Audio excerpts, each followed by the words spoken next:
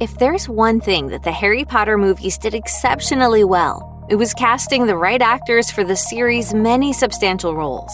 Despite the intimidating number of memorable characters featured throughout the original Potter books, the films always consistently managed to cast talented actors who were ultimately well-suited to their roles. That wasn't just the case with the series' older figures either, many of whom were played by legendary British stage and screen actors, but also with its younger characters. Emma Watson, Rupert Grint, and Daniel Radcliffe, for instance, were all cast at young ages to play the franchise's central trio, and the three actors grew into talented screen performers over the course of the series' 8 film installments. Each of the three have gone on to have successful acting careers outside of the Potter franchise as well. However, the Harry Potter franchise ended up having to recast a handful of roles across its 8 installments. In fact, fans may be surprised to learn that, in the case of Lavender Brown, the memorable character ended up being played by a total of 3 different actors. Though she's not credited, actor Kathleen Colley originally played Lavender Brown in 2002's Harry Potter and the Chamber of Secrets. 2 years later, in 2004's Harry Potter and the Prisoner of Azkaban, the character was played by Jennifer Smith,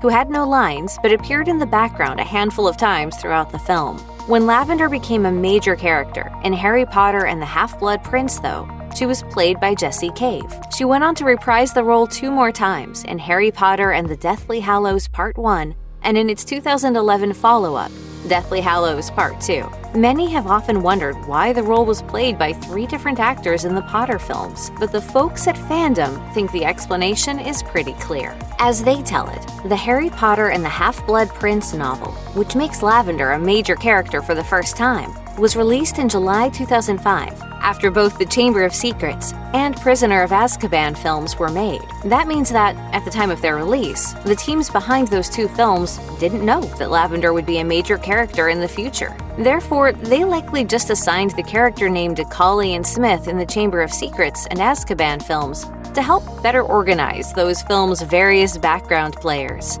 Screen Rant theorizes that since Lavender's profile rose in the 6th installment, the producers went with a more established actor in Cave.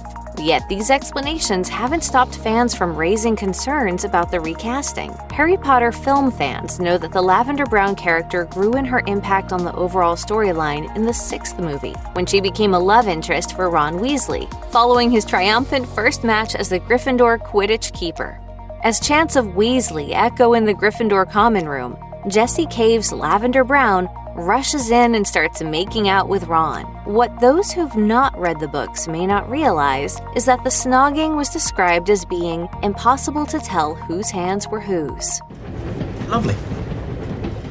That might sound like a bit much for a young adult franchise, but some have taken it literally as an indication that Lavender and Ron have the same skin color, though it's entirely possible the passage was meant figuratively, to simply describe how intense the cuddle session was. Regardless of how one interprets that particular line, it's indisputable that Lavender was first played by 2 black actors when the character had no lines, and was recast with a white actor when the character took on a larger role in Half-Blood Prince. Off Color said it's worth pointing out the tone deafness of recasting a role that had been played by 2 black actresses with a white actress as soon as the character is given a line. They concluded the recasting was especially bad since Harry Potter doesn't accurately represent Britain's great diversity. Check out one of our newest videos right here. Plus, even more Looper videos about your favorite movies are coming soon. Subscribe to our YouTube channel and hit the bell so you don't miss a single one.